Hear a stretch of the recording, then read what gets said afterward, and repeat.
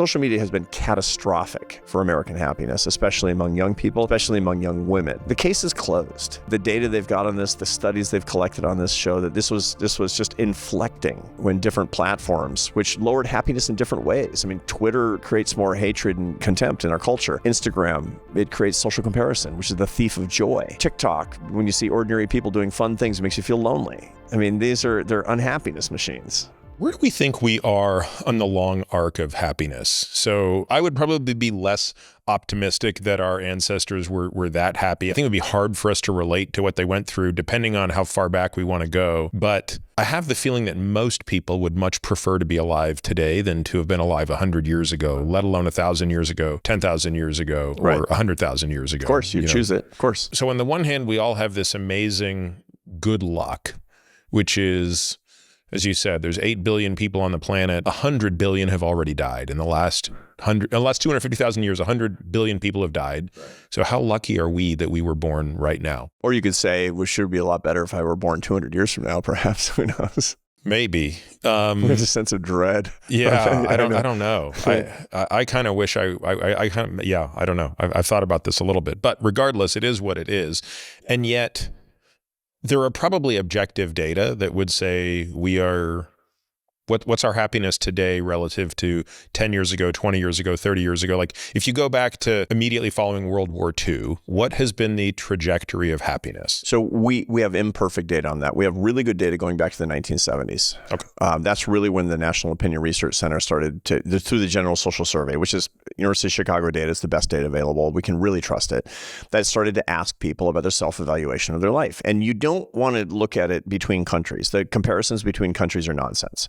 That, Denmark is happier than Mexico. It's meaningless. Oh, how come? Well, because they define happiness differently and they have different cultural different needs. Languages. Yeah, different languages. Literally, all the Germanic languages like Dutch and it comes from the word for luck.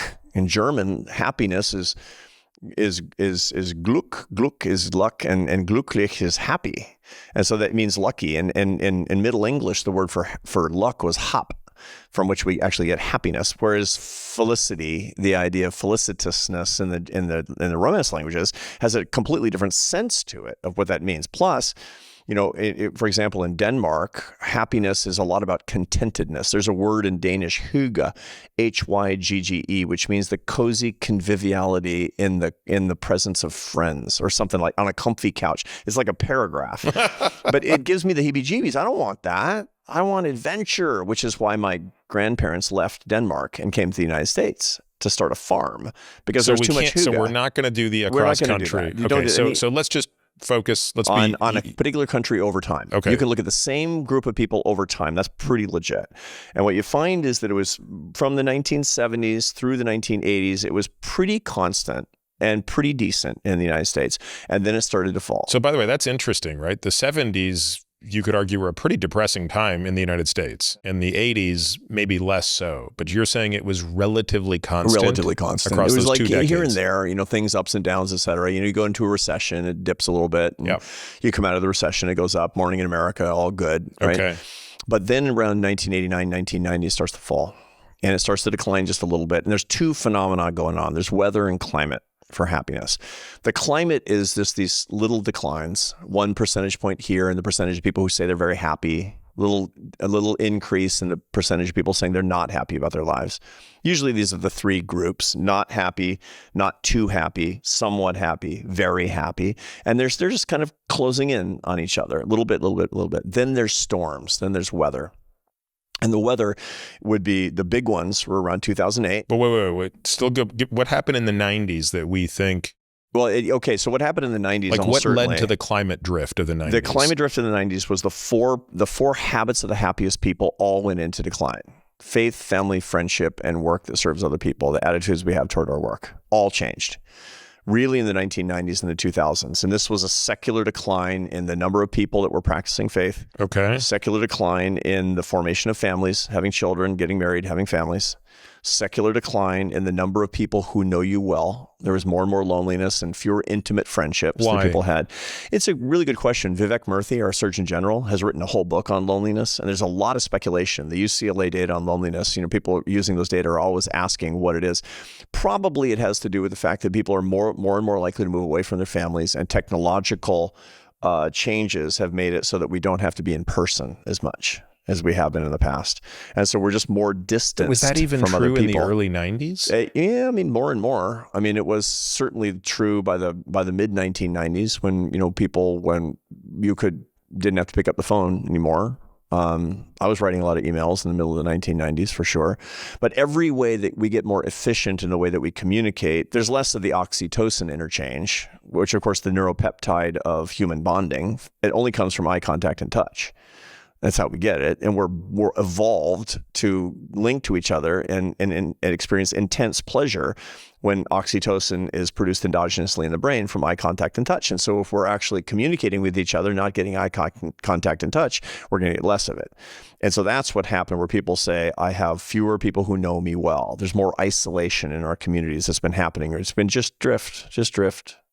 And last but not least, people have fewer and fewer healthy ideas about their work. My work really serves other people. And we see this over the decades, fewer people saying that my work serves other. And why has other. that changed? Is that basically the change from a largely manufacturing sector to finance information technology? Like where has that changed? I don't know the answer to that. It's like I'm a real enthusiast for the free enterprise system, and my friends who are not would blame the free enterprise system for making us into just these incredible efficiency machines and the way that we do our work. And so work is just less humane and less human. We have less of a Is it that are we less tethered to a product that we make? That's for sure. And we're less tethered to a workplace too. And this is one of the things at work, fewer people are less. My dad worked for the same university for his whole career, 40 years teaching at the same university, day in and day out. Didn't like it a lot of times, complained about the dean, all the things that college professors do, but he knew his colleagues and he had students to the house. We had his students, his math students to the house all the time, and they'd be playing guitars and singing. And, my mom would be making a big pot of spaghetti and doing the whole thing, right? I don't do that. And I've changed universities a bunch of times, and I have the same career. Why don't we do that? Because we have an incentive, and our culture is actually telling us that we need to move when it's time to get a better deal. You need a better deal. I see. So we're not into laying down roots anymore. Don't lay down roots, particularly professionally. And that's why we have less of a sense of bondedness in the workplace, a less of a sense that we have relationships that we're serving in the workplace. And it's not just efficiently producing a product. That's the best explanation that we can find. Okay. That people have worse attitudes toward their work. They're less likely to have close friends. They are less likely to form and cultivate families. And they're less likely to practice faith. And that's the weather. The climate. That's the climate. That's the climate That's changes. the drift. Then we get these bad storms. So how big an impact was 9/11 on the American psyche? Not that bad. On the contrary, it was momentarily, it was basically a blip. And then the esprit de corps that came about actually lifted happiness. And that's what often happens. Yep. No doubt that would have been World War II if we had data then. Big national threats that bring us together raise our happiness. You find that, it's not reliable data. The data notwithstanding that we have suggests that during wartime, clinical depression falls by 75%. Yeah, I'd seen these data in the UK during World War II. Exactly. Yeah. Yeah. Again, and so true. you can't rely on that because this is not treatment and control experiments. Yep. And half the population got a war and the other half of the population didn't get a war and all that. So this is longitudinal data and we're doing the best that we can. But it is almost certainly the case that a collective threat brings us together, and that does not hurt our happiness. What hurt our happiness was around 2008. And originally we all thought it was because of the financial crisis, right? That certainly didn't help. It was the advent of social media. Yeah. That was when everybody adopted social media. It was 2008. Social media has been catastrophic for American happiness, especially among young people, especially among young women, is what we see. Jonathan Haidt at NYU, who I've worked with for a long time, and Jean Twenge, who teaches at San Diego State University, the case is closed. Right. And the work the data they've got on this, the studies they've collected on this show that this was just inflecting when different platforms, which lowered happiness in different ways. Twitter creates more hatred and contempt in our culture. Instagram, it creates social comparison, which is the thief of joy. TikTok, when you see ordinary people doing fun things, it makes you feel lonely. I mean, they're unhappiness machines. And obviously you can use them in a way that doesn't denigrate your happiness, but most people don't. That was 2008. Then political contempt and polarization in the 2016 era. 1 in 6 Americans stops talking to a family member because of politics after the 2016 election. That's the second storm. The third storm was the coronavirus, when everybody went home and nobody came back. Remote work, it's death for happiness. It's very convenient. 7% of the population actually gets happier because they're introverts, but those are the cats. The rest of us are dogs. and it's terrible that something pulled us apart like that. And then we didn't get back together. I go to my university and it's like tumbleweeds going down the hall. Still. Oh yeah, I go in at 3:00 in the afternoon to the place where my office is, and the lights are off because of the motion sensor. People didn't go back to work. And the result of that is we don't congregate. There's still fear in some places. It's not as bad as it was, but there are permanent changes. And that was the third storm. And today we actually see, ordinarily you'll see twice as many people say they're very happy as not happy. That's flipped. Twice as many people today say they're not happy as very happy. And that's the first time we've seen that. So there's no the signal is clear. There has been a very clear reduction in happiness over 50 years. Yes.